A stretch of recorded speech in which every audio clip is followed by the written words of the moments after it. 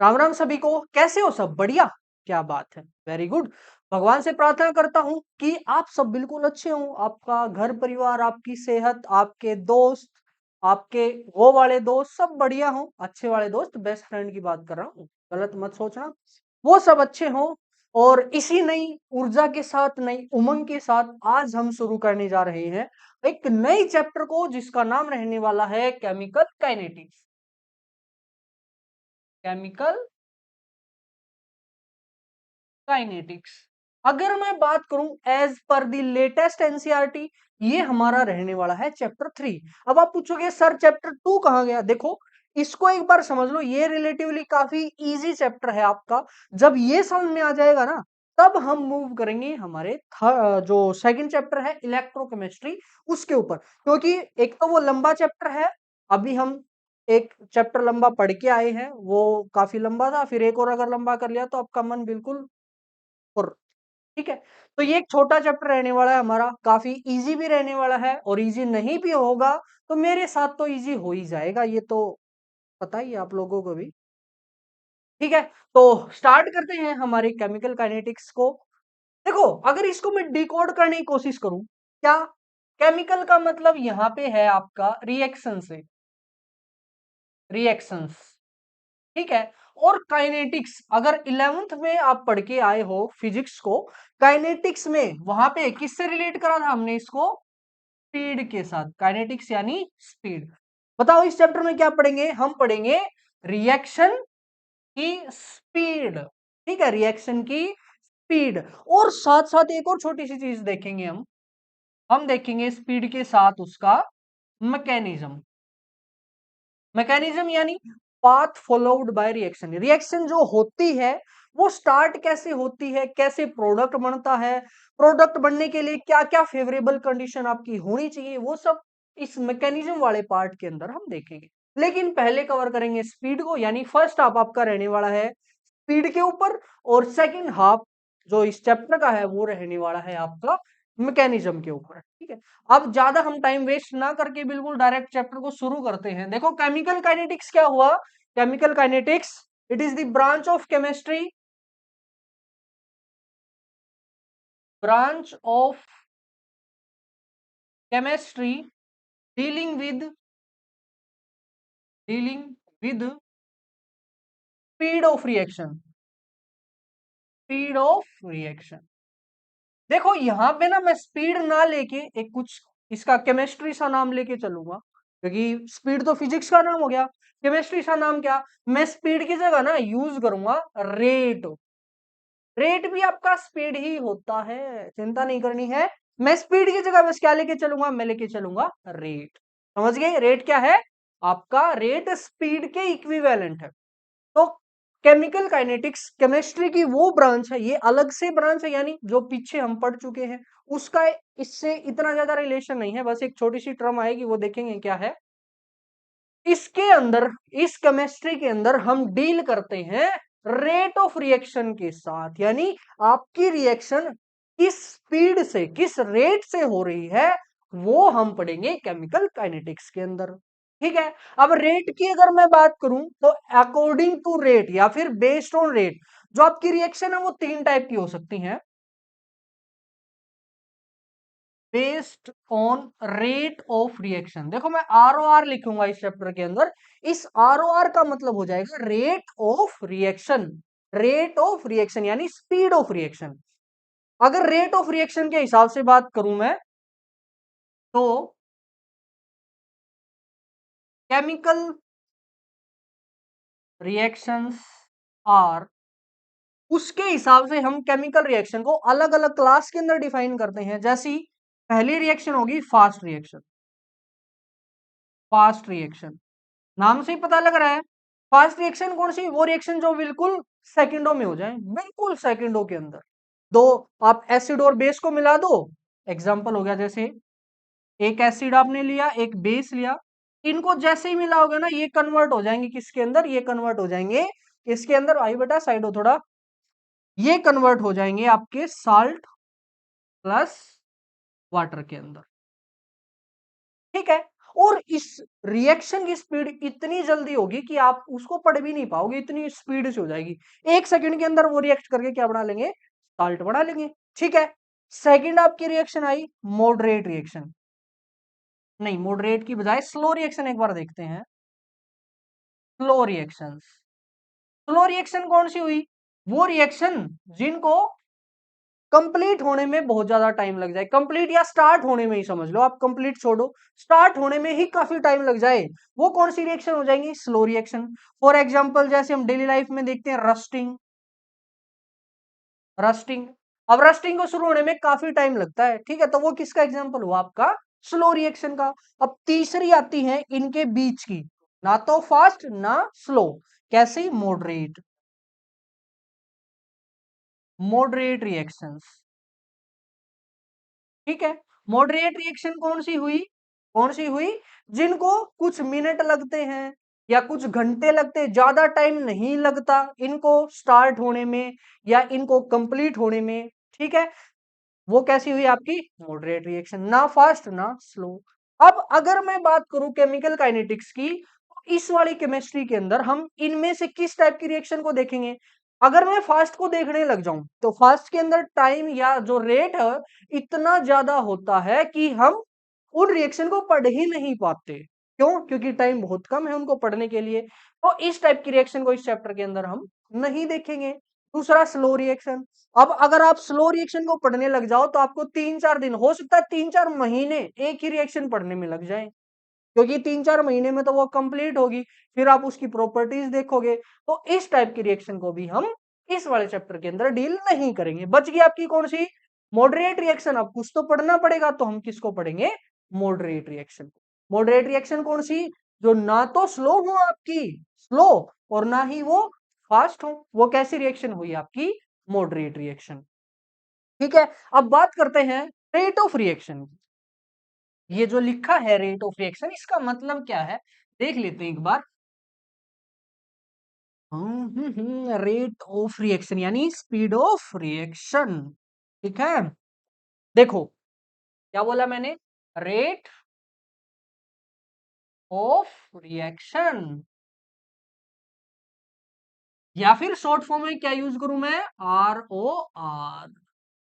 ठीक है, आप स्पीड को बताओ कैसे डिफाइन करते हो स्पीड को। स्पीड क्या होता है, डिस्टेंस अपॉन टाइम। मैं लिखता हूं स्पीड को, speed is equal to distance upon time. ठीक है, अब मैंने बोला था कि जो आपका रेट है वो इक्विवेलेंट है किसके, स्पीड के, यानी रेट भी कुछ कुछ ऐसा होगा जहां पे डिस्टेंस आएगी और नीचे तो आएगा time.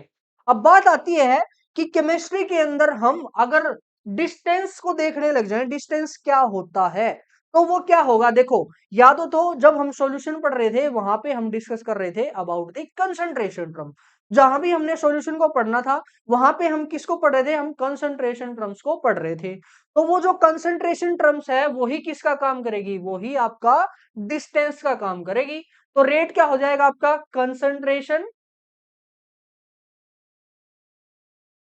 Concentration divided by time, concentration divided by time. समझ गए क्या है, rate is equal to concentration divided by time.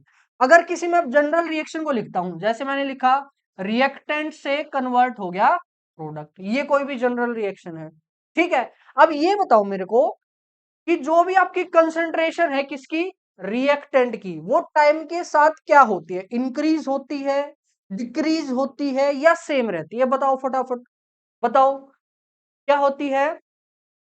अब ये जो रिएक्टेंट है आपका, ये किसके अंदर कन्वर्ट हो रहा है, किसके अंदर, प्रोडक्ट के अंदर। इसका मतलब रिएक्टेंट की वैल्यू टाइम के साथ लगातार कम होती जा रही है, कम होती जा रही है। तो यहां पे क्या देखने को मिलेगा, डिक्रीज, डिक्रीज इन कंसंट्रेशन। ठीक है, और यहां पे टाइम के साथ ये आर जो है, ये रिएक्टेंट है, ये किसके अंदर कन्वर्ट हो रहा है, ये प्रोडक्ट के अंदर कन्वर्ट हो रहा है, यानी प्रोडक्ट की वैल्यू टाइम के साथ बढ़ती जाएगी। यानी यहां पे देखने को मिलेगा इंक्रीज इन कंसंट्रेशन। समझ गए, यहाँ पे डिक्रीज इन कंसंट्रेशन, यहाँ पे इंक्रीज इन कंसंट्रेशन। अब बात आती है कि मैंने लिख तो दिया rate is equal to concentration divided by time. अब प्रॉब्लम ये आई, मैं कंसंट्रेशन रिएक्टेंट की लूं या प्रोडक्ट की लूं, बताओ किसकी लूं? बात तो दोनों सेम ही है, रिएक्टेंट से क्या बनता है, प्रोडक्ट बनता है। इसका मतलब यहाँ पे मैं कंसंट्रेशन ले सकता हूं, या तो रिएक्टेंट की ले लो, या तो रिएक्टेंट की ले लो, या आप ले लो प्रोडक्ट की, कोई फर्क नहीं पड़ेगा। समझ गए, क्योंकि रिएक्टेंट से ही बनता है प्रोडक्ट। ये पूरी प्रोसेस एक ही रिएक्शन का पार्ट है, और रिएक्शन का रेट तो चाहे आप रिएक्टेंट की फॉर्म में निकालो या प्रोडक्ट की फॉर्म में निकालो, वो क्या आएगा, वो आएगा आपका सेम। रेट ऑफ रिएक्शन को डिफाइन करने लग जाऊं, रेट ऑफ रिएक्शन वो किसके बराबर हो जाएगा, rate of reaction is defined as change in concentration, change in concentration of, किसकी चेंज इन कंसंट्रेशन, रिएक्टेंट, आपका रिएक्टेंट हो सकता है, और प्रोडक्ट, कोई सा भी हो सकता है, रिएक्टेंट और product with respect to time, वो क्या हो जाएगा, वो हो जाएगा आपका रेट ऑफ रिएक्शन। ठीक है, चलो इसको लिखते हैं एक बार। Rate of reaction is equal to change in concentration की बात करूंगा, जैसे ही मैं चेंज बोलूंगा, चेंज के लिए हम यूज करते हैं डी, ठीक है, डी यानी चेंज। अब यहां पे आया कंसंट्रेशन, कंसंट्रेशन जनरली आप लेके चलते हो, कंसंट्रेशन आप लेके चलते हो मोलैरिटी को, ठीक है, किसको, मोलैरिटी को। समझ गए क्या थी molarity, number of moles of solute divided by volume of solution. ठीक है, तो यहां चेंज, डी यानी change, difference, change. Concentration, molarity को याद हो तो मैंने बताया था कि ऐसे ब्रैकेट लगा के हम रिप्रेजेंट कर सकते हैं। तो चेंज इन कंसंट्रेशन, कंसंट्रेशन ये ब्रैकेट से पता लगेगा कंसंट्रेशन, डिवाइडेड बाय टाइम, यहां पे आ जाएगा dt, चेंज इन टाइम, यानी कितने टाइम के अंदर कितनी कंसंट्रेशन चेंज हुई है, या तो रिएक्टेंट की ले लो या प्रोडक्ट की ले लो, वो क्या हो जाएगा आपका रेट रिएक्शन। ये फॉर्मूला आ गया हमारा रेट ऑफ रिएक्शन का। अब अगर मैं यूनिट की बात करूं, यूनिट इसकी, unit of rate of reaction, rate of reaction की यूनिट बताओ भैया क्या आएगी। ऊपर क्या है आपका, change in concentration, change in concentration यानी कंसंट्रेशन में से कंसंट्रेशन घटानी है आपने। आपका आंसर क्या आएगा, कंसंट्रेशन ही आएगा ना। जब भी दो फिजिकल क्वांटिटी का आप डिफरेंस निकालते हो या उनको ऐड करते हो, तो जो फिजिकल क्वांटिटी आपको मिलती है वो इसी के बराबर हो, यानी ऊपर आएगी कंसंट्रेशन, कंसंट्रेशन यानी मोलैरिटी।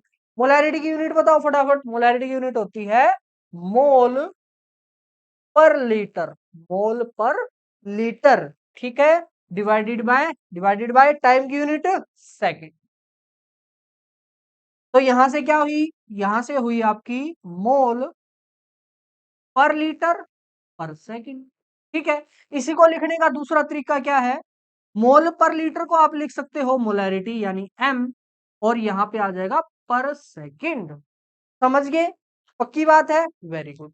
अब देखो जब भी हम गैस को पढ़ते हैं ना, वहां पे आप कंसंट्रेशन लेके नहीं चलते, वहां पे आप कंसंट्रेशन की जगह प्रेशर लेके चलते हो, यानी यहीं पे आ जाएगा change in pressure with respect to time.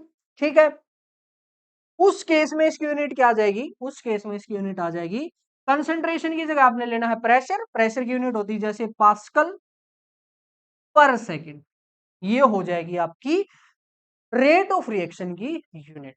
और दूसरा और क्या हो सकता है, यहां पे देखो पर सेकंड है, पर सेकंड की जगह वो पर मिनट दे सकता है, वो पर आवर दे सकता है, कुछ भी दे सकता है, उसके हिसाब से हमारी रेट ऑफ रिएक्शन की यूनिट वेरी करेगी। ठीक है, क्या आपने कभी ऐसा सुना है स्पीड हमारी नेगेटिव में हो जाए, सुना है कभी फिजिक्स में, नहीं। वेलोसिटी हो सकती है नेगेटिव में, बिल्कुल हो सकती है, लेकिन स्पीड कभी भी नेगेटिव में नहीं होती। तो यहां पे ना जो आपका रेट है, यानी यहां पे अगर मैं नोट पॉइंट लिखना चाहूं तो एक नोट पॉइंट लिख सकता हूं, नोट पॉइंट क्या, कि rate of reaction is always positive, वो हमेशा क्या आएगा, पॉजिटिव आएगा। ठीक है, जहां भी नेगेटिव आता है उसको आपने क्या कर देना है, पॉजिटिव। अगर नेगेटिव आता है तो इसका मतलब आपका आंसर जो है गलत है। समझ गए? वो हमेशा क्या आना चाहिए, वो पॉजिटिव आना चाहिए। ठीक है, अब देखते हैं रिएक्शन के अंदर रिएक्टेंट के हिसाब से क्या रेट आएगा और प्रोडक्ट के हिसाब से क्या रेट आएगा, देख लेते हैं एक बार।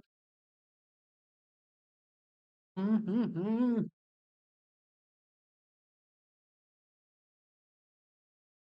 अब देखो मैंने बोला था कि जैसे आपकी रिएक्शन है, जैसे मैंने बोला A प्लस बी, इससे मिलकर बनता है C। ये दोनों हुए आपके रिएक्टेंट और ये हुआ आपका प्रोडक्ट। अब इनकी कंसंट्रेशन कंटिन्यूअसली हो रही है कम और प्रोडक्ट की कंसंट्रेशन कंटिन्यूअसली हो रही है ज्यादा।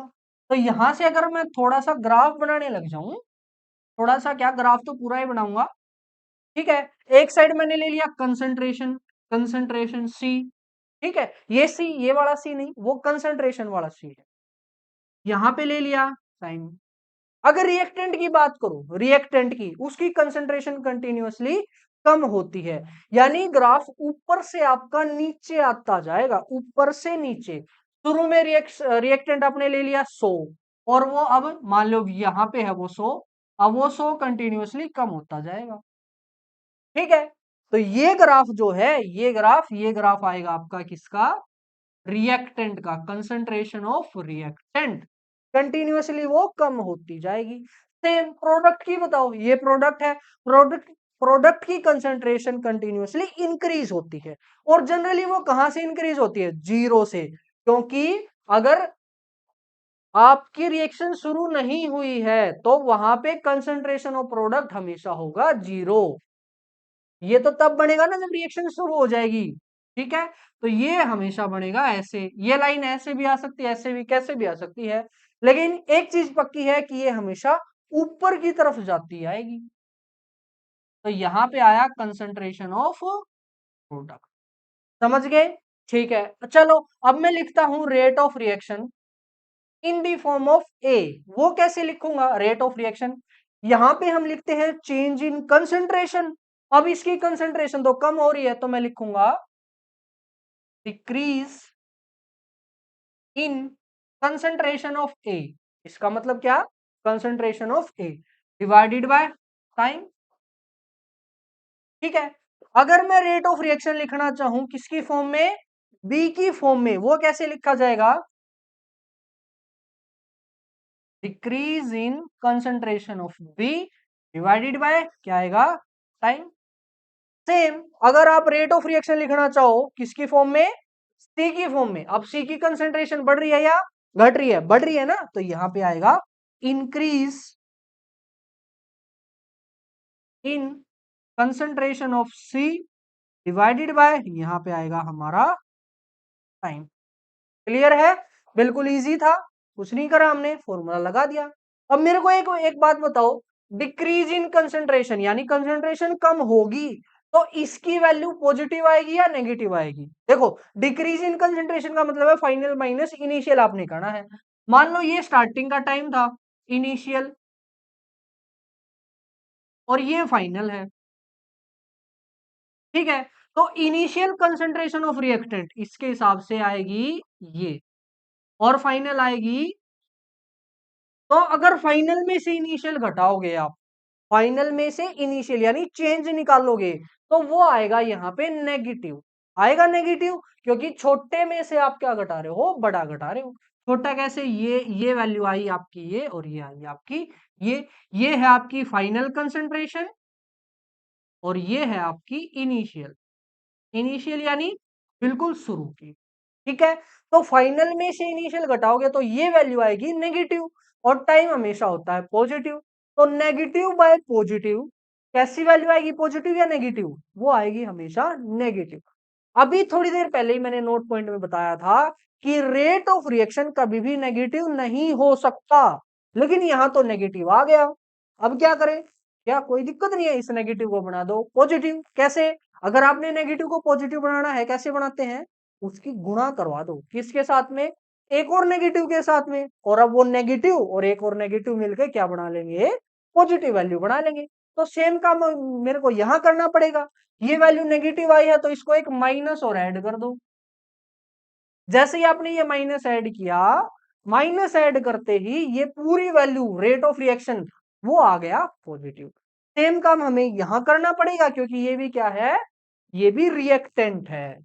ठीक है, क्या यहां पे माइनस लगाना पड़ेगा? नहीं, बिल्कुल नहीं, कोई कोई जरूरत नहीं है। क्योंकि देखो, इसका फाइनल तो, इसका इनिशियल ये है और इसका फाइनल ये है।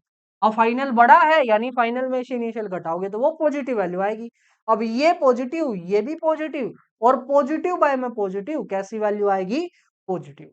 ठीक है, तो यहां से मैं बोल सकता हूं कि जब भी आपका रिएक्टेंट की फॉर्म में रेट लिखा जाएगा, आपको एक एक्स्ट्रा माइनस का साइन ऐड करना पड़ेगा। क्यों? क्योंकि आपको रेट ऑफ रिएक्शन को बनाना है पॉजिटिव। क्लियर है? देखो, अब ना मैं रेट ऑफ रिएक्शन लिखता हूं। Rate of reaction that is equal to, एक ही फॉर्म में कैसे लिखा जाएगा? एक ही फॉर्म में, minus minus change in concentration of A, delta A. देखो, एक था डी, एक है डेल्टा, दोनों का मतलब होता है change, divided by delta T, यहां पे चेंज इन टाइम। क्लियर है? अच्छा, अब रेट ऑफ रिएक्शन तो मैं बी की फॉर्म में भी लिख सकता हूं। वो कैसे आएगा? वो आएगा minus change in concentration of B divided by change in time. अब ना रेट ऑफ रिएक्शन तो मैं सी की फॉर्म में भी लिख सकता हूं। वो किसके बराबर आएगा? चेंज इन कंसेंट्रेशन ऑफ सी। क्या यहां पे माइनस आएगा? नहीं, बिल्कुल नहीं। माइनस सिर्फ वहां आएगा, कहां? जहां पे आपका रिएक्टेंट हो, प्रोडक्ट में माइनस नहीं आता। क्लियर है? तो अब देखो, रेट ऑफ रिएक्शन को इस रिएक्शन के लिए मैंने अलग अलग फॉर्म के अंदर रिप्रेजेंट कर दिया।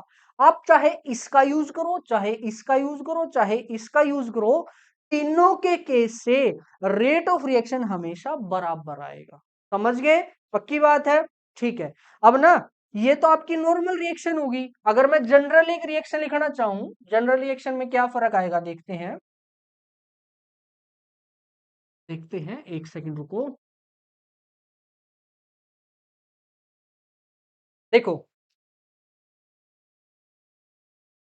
जनरल रिएक्शन में आपके स्टिक्योमेट्री कोफिशिएंट साथ में आ जाएंगे। जैसे A A plus B B gives C C plus D D.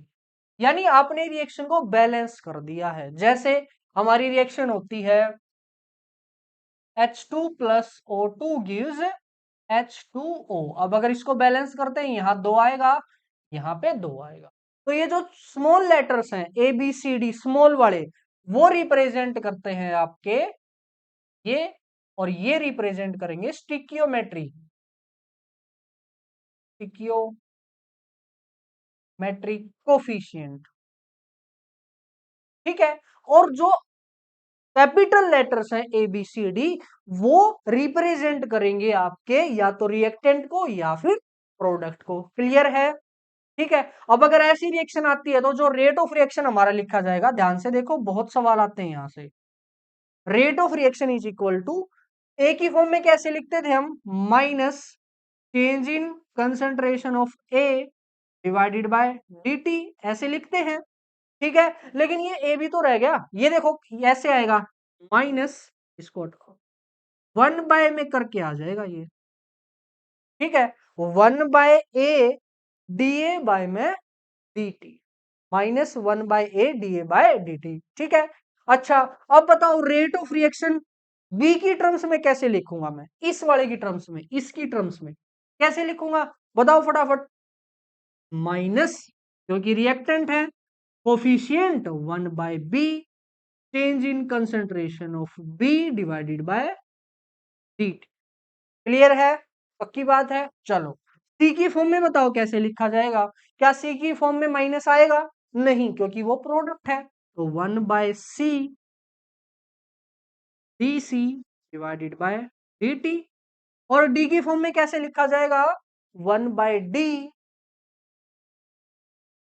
Change in concentration of D divided by D T. Clear है? पक्की बात है? अच्छा, अब सेम रेट ऑफ रिएक्शन मेरे को इस रिएक्शन के लिए लिख के दिखाओ। कैसे लिखोगे? Rate of reaction is equal to, बताओ इस रिएक्शन के लिए H2 की फॉर्म में कैसे आएगा? माइनस आएगा पहली बात तो, क्योंकि वो रिएक्टेंट है, उसका कोफिशिएंट 1/2, और चेंज इन कंसंट्रेशन ऑफ, किसकी कंसंट्रेशन चेंज? H2 की विद रिस्पेक्ट टू टाइम। ठीक है, H2 की फॉर्म में ऐसे लिखा जाएगा। O2 की फॉर्म में बताओ, बताओ O2 की फॉर्म में कोफिशिएंट तो 1 है, उसको लिखने की जरूरत नहीं। क्या माइनस आएगा? यस, रिएक्टेंट है तो माइनस आएगा। यहां पे आएगा change in concentration of O2 divided by dt। Very much clear, very good. अच्छा, H2O की फॉर्म में बताओ, क्या माइनस आएगा? नहीं, माइनस नहीं आएगा। क्यों? क्योंकि ना, क्यों? ये प्रोडक्ट है, इसीलिए माइनस नहीं आएगा। माइनस नहीं आएगा तो लिखो कोफिशिएंट 1 बाय करके और change in concentration divided bye. ठीक है, तो ऐसे करके हम किसी भी रिएक्शन के लिए रेट ऑफ रिएक्शन लिख सकते हैं। अब आपकी मर्जी है, आप रेट ऑफ रिएक्शन किसी भी रिएक्टेंट और किसी भी प्रोडक्ट की फॉर्म में लिख सकते हो। सभी के लिए रेट ऑफ रिएक्शन बराबर आएगा।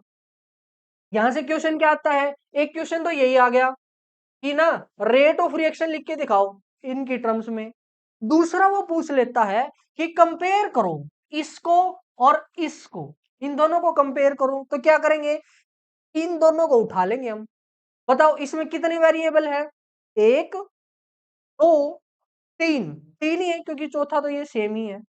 तीन वेरिएबल है, तीन में से कोई दो वेरिएबल वो दे देगा और तीसरा वेरिएबल आपसे पूछ सकता है। ठीक है, ये तो मैंने जनरल फॉर्म लिख दी। आपको अगर रेट ऑफ रिएक्शन निकालना है तो या तो इसका यूज करो या इसका, मर्जी है आपकी।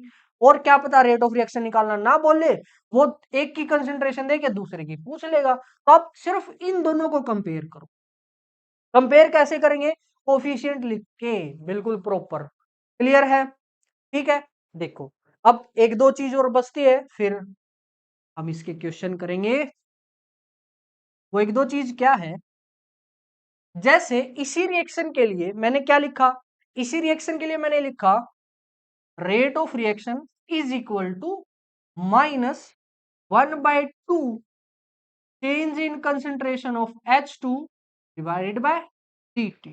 क्लियर है? ये क्या चीज है? ये तो रेट ऑफ रिएक्शन है, इस पूरी रिएक्शन का रेट, पूरी रिएक्शन का रेट लिखना है तो ये। अब अगर आपसे पूछ ले कि पूरी रिएक्शन छोड़ो, मेरे को तो सिर्फ H2 का चाहिए, वो कैसे लिखोगे? तब ना आप कोफिशिएंट को मत लिखना। यानी अगर यहीं पे ऐसा लिख दे, माइनस माइनस तो देखो लिखना पड़ेगा, रिएक्टेंट है, डिवाइडेड बाय dt। अगर सिर्फ इतनी ही बात का जिक्र है तो ये क्या हो जाएगा? ये रेट ऑफ रिएक्शन ना हो के ये हो जाएगा रेट ऑफ, रेट ऑफ। अब H2 की वैल्यू देखो कम हो रही है ना, यानी वो डिसअपियर हो रहा है, तो इसको हम लिखते हैं rate of this appearance of H2। H2 के डिसअपियर होने का रेट, सिर्फ H2 का, ना कि रेट ऑफ रिएक्शन का। अगर रेट ऑफ रिएक्शन लिखना है तो साथ साथ कोफिशिएंट लेना पड़ेगा, लेकिन कोफिशिएंट नहीं लेते हो तो रेट ऑफ डिसअपियरेंस ऑफ हो जाएगा H2। सेम अगर आप लिखते हो minus D of O2 divided by dt। अब बताओ ये क्या है? ये तो रेट ऑफ रिएक्शन है, देखो इसकी फॉर्म में ऐसे ही लिखा जाएगा। यानी ये आपका रेट ऑफ रिएक्शन भी है और साथ साथ ये rate of, rate of disappearance of O2। ये दोनों बराबर भी हो सकते हैं। बराबर कब होंगे? जब आपका स्टिकियोमेट्रिक कोफिशिएंट 1 होगा। और याद रखना है हमेशा, अगर वो क्वेश्चन देता है वो बैलेंस्ड रिएक्शन आपको देगा, चिंता नहीं करनी है बैलेंस करने की। ठीक है, क्लियर है? अच्छा, अब अगर मैं बात करता हूं इसकी H2O की, यानी डी ऑफ, चलो इसको इधर लिखते हैं। अगर मैं बात करता हूं change in concentration of H2O divided by dt, अगर इसकी बात करो, क्या यहाँ पे कोफिशिएंट मैंने लिया है? नहीं लिया है, इसका मतलब ये रेट ऑफ रिएक्शन नहीं है, ये है रेट ऑफ H2O। अब H2O क्या हुआ है? अगर ये डिसअपियर हुआ है तो ये हुआ है अपीयर, यानी ये आ जाएगा आपका rate of appearance of H2O। ठीक है। और अपीयरेंस की बजाय ना वो एक और वर्ड यूज कर सकता है। वो और क्या यूज कर सकता है? वो बोल सकता है फॉर्मेशन, रेट ऑफ फॉर्मेशन बोल सकता है, क्योंकि ये फॉर्म हुआ है, नई चीज बनी है। या फिर वो वर्ड यूज कर सकता है प्रोडक्शन, प्रोड्यूस हुई है। इन सब का मतलब भी आपका बनना है, प्रोडक्ट बनना। ठीक है। तो अगर इतना आप लिखते हो तो वो आ जाएगा रेट ऑफ अपीयरेंस, या बोल लो फॉर्मेशन बोल लो, या फिर प्रोडक्शन बोल लो, किसका? H2O का। लेकिन अगर आपने यहाँ पे 1/2 लगा दिया, यानी आपने ऐसे लिख दिया 1/2 change in concentration of H2O divided by T, अब ये जो चीज हो जाएगी, ये हो जाएगा आपका रेट ऑफ रिएक्शन। ये पूरी रिएक्शन का रेट हो जाएगा। क्लियर है की बात है? ठीक है। अब देखते हैं एक दो और टॉपिक हमारा, फिर करते हैं इसके क्वेश्चन। बिल्कुल इतने इजी इजी क्वेश्चन यहाँ से पूछे जाते हैं। सिर्फ ये ही लिखना कि ये रिएक्शन दे दी, इस रिएक्शन के लिए रेट ये लिखो, रेट ऑफ रिएक्शन लिखो अलग अलग की फॉर्म में। या मैंने बताया था एक और वेरिएशन, वो कैसे कर सकता है? वो आपकी एक की वैल्यू दे के दूसरे की वैल्यू पूछ लेगा। ठीक है। उससे पहले ना एक और चीज देखते हैं। ये जो आपका रेट ऑफ रिएक्शन है, ये दो टाइप का होता है। दो कौन कौन सा? सबसे पहला होता है एवरेज रेट, देखो एवरेज रेट। और सेकंड ये होता है इंस्टेंटेनियस रेट। इंस्टेंटेनियस, याद हो तो 11th में मैंने बोला था, 11th से कंपेयर करा स्पीड से। रेट यानी इक्विवेलेंट टू स्पीड। स्पीड भी दो टाइप की होती थी, एक थी आपकी एवरेज और एक थी इंस्टेंटेनियस। एवरेज क्या थी? When rate is measured for long interval of time, जब काफी ज्यादा टाइम के लिए आपका रेट मेजर करा जाए, वो कौन सा रेट होता है? Average rate. और इंस्टेंटेनियस कौन सा हुआ? इंस्टेंटेनियस हुआ आपका when rate is measured for a instant और short interval, very short, short नहीं, वेरी शॉर्ट इंटरवल। वो आपका रेट कौन सा हो जाएगा? Instantaneous rate. जैसे आप चल रहे हो, आपने एक जगह से दूसरी जगह जाना है, ठीक है। अब टोटल डिस्टेंस आपने कितनी कवर करी और उसमें टोटल टाइम कितना लगा, इसको अगर आप स्पीड के फॉर्मूले में पुट कर दोगे, आपकी जो स्पीड आएगी उसको बोलते हैं एवरेज स्पीड। ठीक है। लेकिन अगर आप जा रहे हो, रोड से ही जा रहे हो, मान लो आप, तो क्या आपकी हर जगह सेम स्पीड होगी? नहीं ना। स्पीड जो है वो लोकेशन के हिसाब से वेरी करेगी। अब अगर किसी टाइम आपको फोन करके पूछूं कि हाँ भाई बता तेरी स्पीड कितनी है, आप मीटर देखोगे, मेरी स्पीड 15 किलोमीटर पर आवर है फिलहाल। ठीक है। लेकिन ये जरूरी नहीं है कि आप पूरा रास्ता 15 किलोमीटर चले होगे। तो वो जो शॉर्ट इंटरवल के लिए बिल्कुल इंस्टेंट उसी टाइम पे अगर मैं स्पीड पूछता हूं, तो वो हो जाएगा इंस्टेंटेनियस। और अगर टोटल के लिए पूछूं तो वो हो जाएगा एवरेज। ठीक है। अगर ग्राफ वाइज हम देखें, ग्राफ वाइज जो हमने बनाया था, ये था आपका रिएक्टेंट और ये था आपका प्रोडक्ट। ये था कंसंट्रेशन ऑफ रिएक्टेंट और ये था कंसंट्रेशन ऑफ प्रोडक्ट। अगर यहाँ पे रेट वो पूछेगा ना, वो एक लंबा टाइम इंटरवल देगा। उसने बोल दिया कि इस टाइम से लेकर इस टाइम तक, ये है आपका T1 और ये है आपका T2, इन दो टाइम के बीच का रेट निकालो। वो कैसे निकालोगे? आप T1 पे कंसंट्रेशन देख लोगे, आप T2 पे कंसंट्रेशन देख लोगे और उनका डिफरेंस निकाल लोगे। ठीक है। तो रेट अगर यहां से लिखना चाहूं, रेट क्या हो जाएगा? रेट इज इक्वल टू, चलो प्रोडक्ट की फॉर्म में मैं लिखता हूं, क्या आएगा? Concentration of product P2 minus P1 divided by T2 minus, ऐसे करके हम इसकी निकाल सकते हैं। अगर सेम चीज आप रिएक्टेंट की फॉर्म में लिखना चाहो, कैसे लिखते हैं रिएक्टेंट की फॉर्म में? दैट इज इक्वल टू, पहली बात तो माइनस आएगा, माइनस माइनस यहाँ पे R2 minus R1 divided by T2 minus T1। ये फॉर्मूला आपका लग सकता है किसके लिए? एवरेज रेट के लिए। क्लियर है? ठीक है। वहीं पे इंस्टेंटेनियस की बात हो, इंस्टेंटेनियस में देखो क्या होगा। ये मेरे पास एक ग्राफ है, ठीक है। ये हुआ आपका रिएक्टेंट, ये हुआ आपका प्रोडक्ट। अब यहाँ पे ना वो एक सिंगल टाइम देगा, छोटा सा टाइम बोल दिया, इस टाइम पे, इस टाइम टी पे बताओ आपका रेट क्या होगा टाइम टी पे, ठीक है। तो आप क्या करोगे, आप ये लाइन ड्रॉ करोगे, ये आ जाएगी आपकी कंसंट्रेशन ऑफ प्रोडक्ट, ये आ गई आपकी concentration of T, concentration of reactant, ठीक है। अब यहां तो ये वाला फॉर्मूला नहीं लग सकता, डिफरेंस आप नहीं निकाल सकते, क्योंकि time interval delta T D T tends to zero, वो बिल्कुल छोटा सा टाइम इंटरवल है। इस केस में हम क्या करेंगे, इस केस में हम rate is calculated from the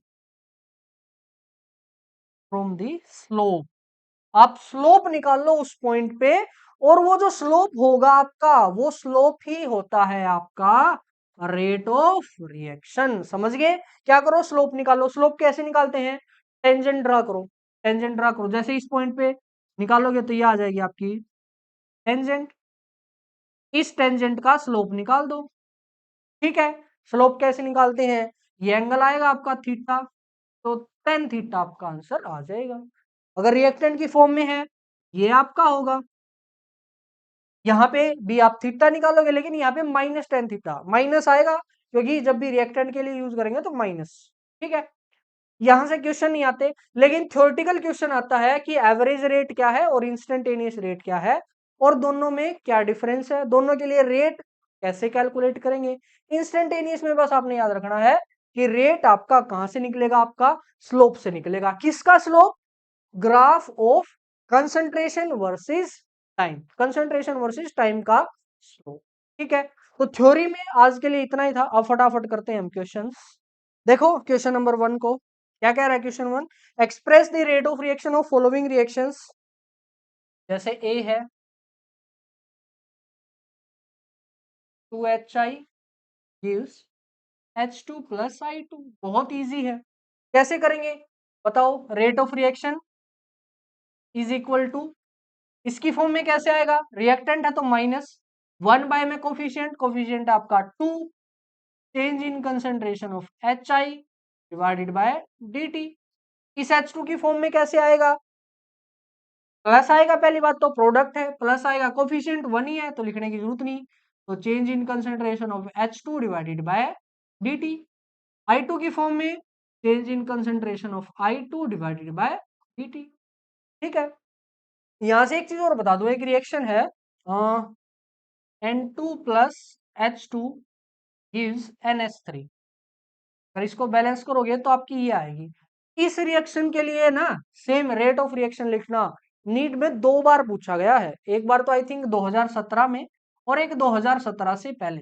देखो सिर्फ इसके लिए ये लिखना कितना इजी है, इसके लिए सिर्फ ये लिखना है। लिख दोगे ना, ये होमवर्क है आपका, ये आपने लिखना है, ठीक है। सेकंड पार्ट क्या है इसका, बी, वो भी खुद से ही करोगे, कुछ ज्यादा नहीं है उसमें, खुद से ही कर लोगे।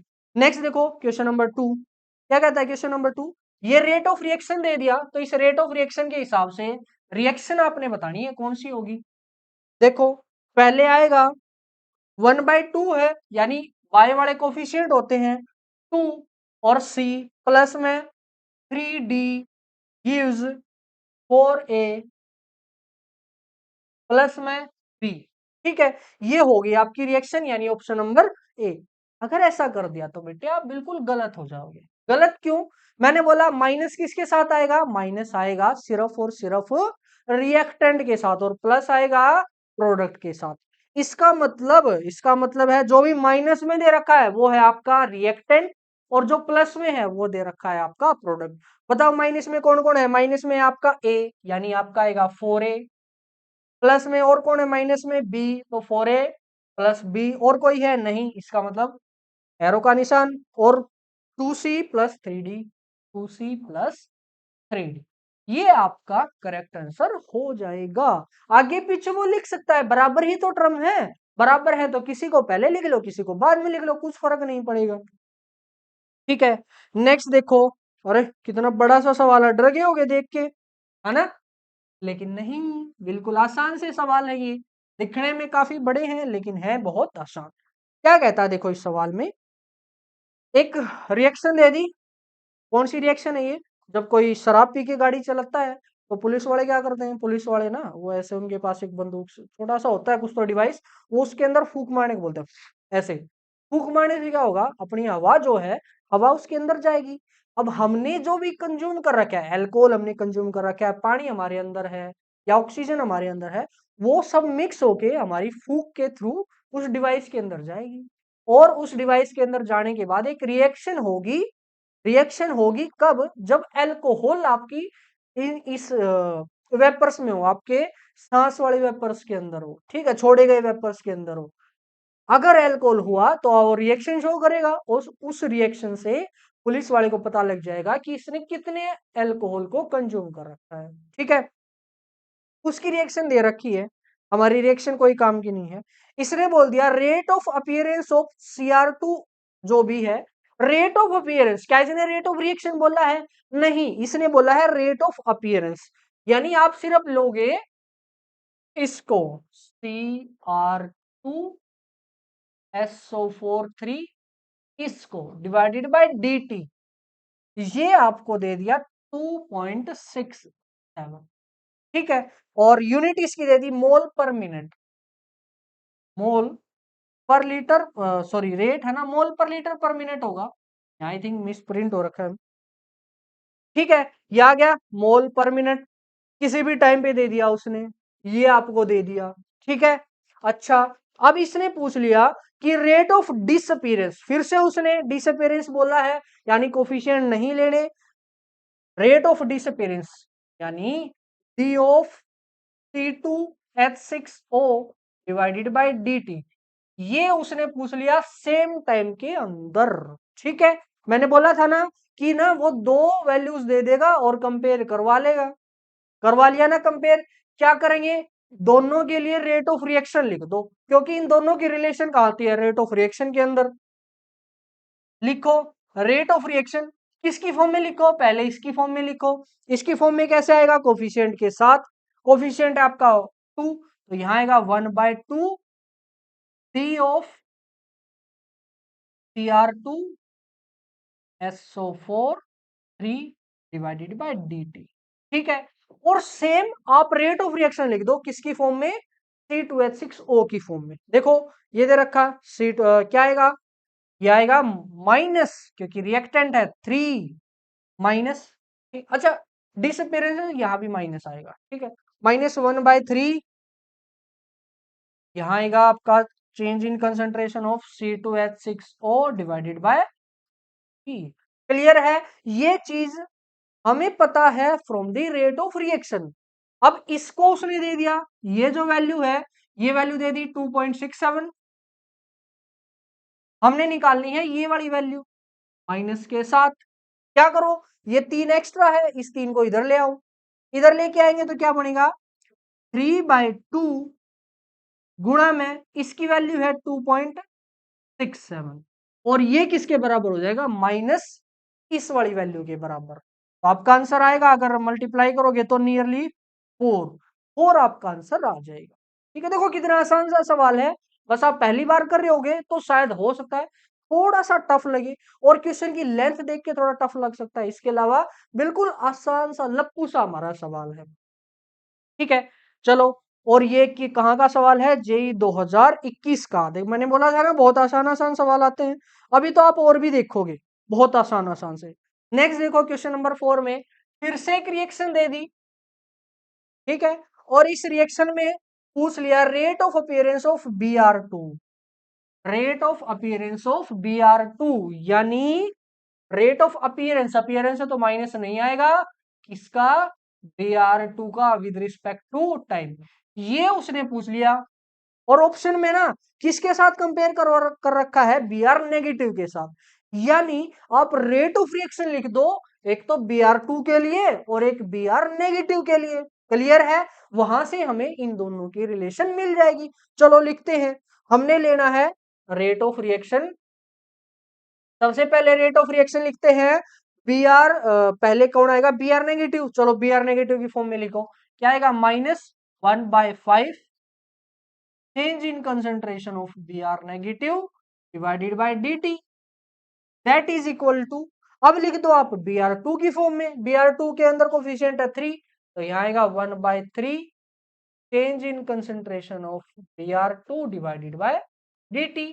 अब हमें किसकी वैल्यू चाहिए, हमें तो सिर्फ इतने की वैल्यू चाहिए, यानी सिर्फ इसकी वैल्यू चाहिए, ये 3 एक्स्ट्रा है, इसको इधर उठा लो, तो ये किसके बराबर आ जाएगा, यही लिख देता हूं, दैट इज इक्वल टू, ये 3 इधर आगे multiply -3/5 change in concentration of Br negative divided by dt। अब ये वाला ऑप्शन आपने मैच कर लेना है, कौन सा ऑप्शन मैच हो रहा है, -3/5 वाला option number A he match हो रहा है।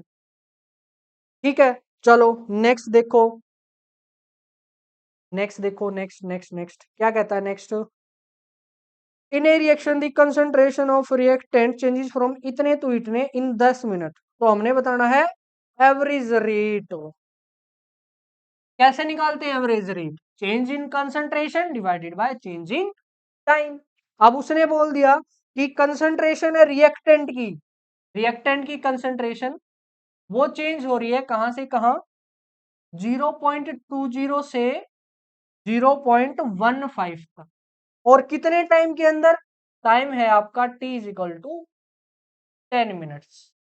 ठीक है, हमने बताना है एवरेज रेट, और एवरेज रेट निकाल दो, क्या आएगा, rate of reaction is equal to change in concentration यानी final minus initial 0.15 minus 0.20 divided by time है 10। अब एक और चीज याद रखना, यहाँ पे माइनस भी आएगा क्योंकि रिएक्टेंट की वैल्यू दे रखी है, तो इस पूरे के आगे क्या लगा देना है, माइनस। ठीक है, अब देखो पता लगेगा माइनस क्यों लगाया, अगर इसमें से ये घटाओगे तो ये आएगा -0.05 डिवाइडेड बाय 10।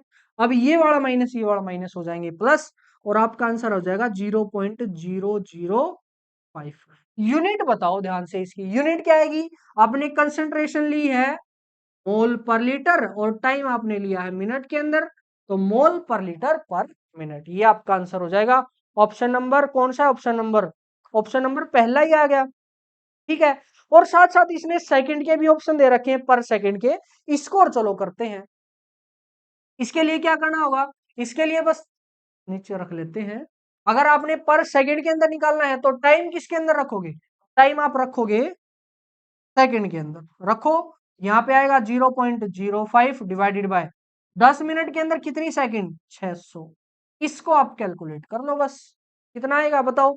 पहली बात तो जीरो देखो कितनी आएंगी, अगर यहाँ पे मैं 5 को छोड़ता हूँ, 5 को छोड़ते हैं, चलो 5/6 गुणा में, चलो 50 छोड़ लो, आप 50 छोड़ लो, तो 1 2 3, 3 यहाँ से और 2 यहाँ से, गुणा में 10 की पावर -5, 50/6 ऑप्शन के अंदर दे रखा होगा काट पीट के, तो 8.3, 8.3 गुणा में 10 की पावर कितनी आएगी, -5। कौन सा ऑप्शन है 8.3 गुणा 10 की पावर -5, ऑप्शन नंबर सी। यानी सेम सवाल के दो ऑप्शन है, ऑप्शन ए भी है और साथ साथ ऑप्शन सी भी है। ठीक है, क्लियर है। नेक्स्ट सवाल देखो, क्वेश्चन नंबर 9, फिर से जेई का सवाल आ गया, ये भी काफी इजी होने वाला है। देखो पढ़ो तब तक क्या करना है इसमें, और एक केमिकल रिएक्शन ए से बी दे रखा है, found that concentration of be increase from, अब बी क्या है, रिएक्टेंट है या प्रोडक्ट है, फटाफट बताओ, प्रोडक्ट है, और उसकी कंसंट्रेशन चेंज हो रही है 0.2 से लेकर, अच्छा 0.2 इंक्रीज होगी, यानी यहाँ पे चेंज इन कंसंट्रेशन ऑलरेडी दे दिया, चेंज इन कंसंट्रेशन दे दिया 0.2, और टाइम दे दिया उसने 30 मिनट्स। ठीक है, तो हमने बताना है rate of reaction in the form of, rate क्या हो जाएगा आपका, रेट गुणा में 10 की पावर -1 करना है, और यूनिट लेनी है मोल पर लीटर पर आवर, यानी जो आप टाइम लोगे वो किसके अंदर लोगे, वो आप लोगे आवर के अंदर। कैसे करो, रेट का फॉर्मूला क्या माइनस आएगा, नहीं, क्योंकि क्या है, प्रोडक्ट है, तो change in concentration dB divided by dt, फटाफट बताओ, डीबी की वैल्यू 0.2। अच्छा, अब टाइम की बताओ, टाइम आपने लेना है आवर के अंदर। तो जब इस टाइम को आप आवर के अंदर कन्वर्ट करोगे, कैसे करोगे? डिवाइडेड बाय आ जाएगा 60 यानी 0.5, आधा। ठीक है, आधा घंटा। 0.5 यहाँ आया, क्या आएगा यहां से बताओ? 2/5, 2/5। और 2/5 को अगर आप रीअरेंज करोगे या पॉइंट्स के अंदर निकालो, कितना आएगा? 0.4। ठीक है, और यहाँ पे 10 की पावर -1 भी चाहिए, तो क्या आएगा? 4 गुणा में 10 की पावर -1। यहां से आपका आंसर आ जाएगा 4। ठीक है, देखो कितना इजी सा सवाल है। और ये था हमारा जेई 2021 का। नेक्स्ट देखो, नेक्स्ट देखो क्या दे रखा है। नेक्स्ट सवाल में पढ़ो, तब तक खुद से ट्राई करो पॉज करके, और फिर सेल्फ आंसर मैच करने के लिए आगे देखना। कर तो आप लोगे। फिर से वो रिएक्शन दे दी। अच्छा, ये दे दिया और ये दे दिया, यानी उसने कंपेयर करवाना है NH3 को और H2 को। तो सबसे पहले रिएक्शन लिखता हूं मैं, N2 plus 3H2 gives 2NH3। उसने कंपेयर करवाना है NH3 को और H2 को। कर दो कंपेयर, लिख दो rate of reaction. Rate of reaction is equal to, इसकी फॉर्म में क्या आएगी? माइनस आएगी क्योंकि रिएक्टेंट है। Change in H2 divided by dt, that is equal to 1/2। यहां पे आएगा आपका NH3 डिवाइडेड बाय dt। अब ना इन दोनों वैल्यू को कंपेयर करके जो भी पूछ रखा है वो आपने निकाल देना है। खुद से ही आप ये सवाल को ट्राई करोगे। ठीक है, देखो अब लास्ट सवाल हमारा आता है। लास्ट क्या कहता है? फिर से जेई का है 2019 का। नीट के सवाल मैंने बताया, नीट के थ्योरेटिकल सवाल आते हैं, इसलिए मैंने उनको नहीं लिया है। थ्योरेटिकल भी कैसे कि जैसे हमने एक क्वेश्चन करा था, कौन से वाला क्वेश्चन करा था हमने? जैसे फोर्थ वाला, बिल्कुल थ्योरेटिकल। ऐसे ही मैंने बताया था कि NH3 के लिए वो लिखना, वो मैंने इसके अंदर कंसिडर नहीं करे। अच्छा देखो, NO2 required for the reaction produced by, अच्छा ये रिएक्शन दे दी, 2N2O5 gives 4NO2 plus O2, ये रिएक्शन दे दी। ठीक है, और इसने बोल दिया कि N2 की इनिशियल कंसंट्रेशन और फाइनल कंसंट्रेशन क्या क्या है। इनिशियल उसने दे दी, इनिशियल कंसंट्रेशन किसकी? N2 की, वो उसने दी है 3.00, और फाइनल कंसंट्रेशन उसने दी है 2.75। और ये सब होने में टाइम कितना लगा है? 30 मिनट्स, 30 मिनट लगे हैं। ठीक है, अच्छा, और उसने पूछ लिया rate of formation of NO2। Rate of formation of, देखो ये सवाल ना एनसीईआरटी के अंदर गिवन है, लेकिन वहां पे वैल्यूज अलग अलग है। तो जो एनसीईआरटी वाला सवाल है आपने इसके साथ साथ वो भी करना है, क्योंकि बोर्ड्स के अंदर वही पूछा जाएगा। बोर्ड्स के अंदर ना वो कैलकुलेशन टफ ही देता है, क्योंकि एनसीईआरटी से ही उसको देना होता है। लेकिन यहाँ पे ना कैलकुलेशन वो चेक नहीं करते, वो चेक करते हैं कि आप कंसेप्ट कितना अच्छे से अप्लाई कर पा रहे हो। ठीक है, तो करो अप्लाई कंसेप्ट। कैसे करेंगे? क्या क्या दे रखा है हमारे को? N2O5 दे रखा है और हमसे पूछा गया है NO2। क्या करेंगे? दोनों के लिए रेट ऑफ रिएक्शन कंपेयर कर दो। करो, रेट ऑफ रिएक्शन इसकी फॉर्म में कैसे आएगा? माइनस का 1/2 change in concentration of N2O5 divided by dt। Clear है? और NO2 की फॉर्म में कैसे आएगा? NO2 की फॉर्म में आएगा, क्या माइनस आएगा? नहीं, यहां पे आएगा प्लस। प्लस क्यों? क्योंकि वो प्रोडक्ट है। ठीक है, अच्छा, rate of formation of NO2, यानी उसने सिर्फ इतना पूछा है। इतना पूछा है तो हम क्या करेंगे? इस वाले 4 को इधर ले आएंगे। इधर ले आएंगे तो क्या बनेगा? माइनस का 4/2 यहां पे आएगा। अब ना ये रेट ऑफ रिएक्शन नहीं रहा, अब ये रेट ऑफ रिएक्शन सिर्फ यहां तक है, इसके बाद जो हम करेंगे वो रेट ऑफ रिएक्शन नहीं है। -4/2 D of N2O5 divided by dt। ठीक है, और ये किसके बराबर है, D of NO2 divided by dt। ठीक है, वो हमने निकालना है, वैल्यूज पुट करनी है बस।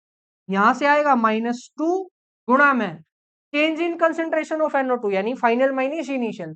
फाइनल है आपकी 2.75 और इनिशियल है आपकी 3, डिवाइडेड बाय टाइम। अब देखो ऑप्शन के अंदर जो यूनिट दे रखी है आपकी, वो किसके अंदर दे रखी है, मिनट के अंदर ही दे रखी है, तो काफी इजी हो गया। मिनट के अंदर दे रखी है तो पुट कर दो मिनट। मिनट कितनी है, 30। कैलकुलेट करो क्या आएगा, यहां पे मैं कर रहा हूं इसको, इसमें से ये घटाओगे तो 0.25 माइनस के साथ, और 0.25 की गुणा 2 के साथ करोगे तो यहाँ आएगा 0.5, डिवाइडेड बाय आपने कर देना है 30। तो कैलकुलेट करो क्या आएगा, 0.5 बाय 30, फटाफट 0.5 बाय 30, ये आएगा आपका 0.5 by 30 that is equal to 0.016। 016 कौन से ऑप्शन के अंदर है, मैच करो ऑप्शन नंबर, फटाफट बताओ। ऑप्शन नंबर आएगा आपका, ऑप्शन नंबर है बी, बी। ठीक है, देखो वहां पे 10 की पावर -2 भी है, वो 2 क्यों आया, क्योंकि उसने पॉइंट यहां लगाया है, यानी उसने बोला है 1.67 गुणा में 10 की पावर -2, तो ये हमारा आंसर आ जाएगा। देखो काफी इजी सा सवाल था।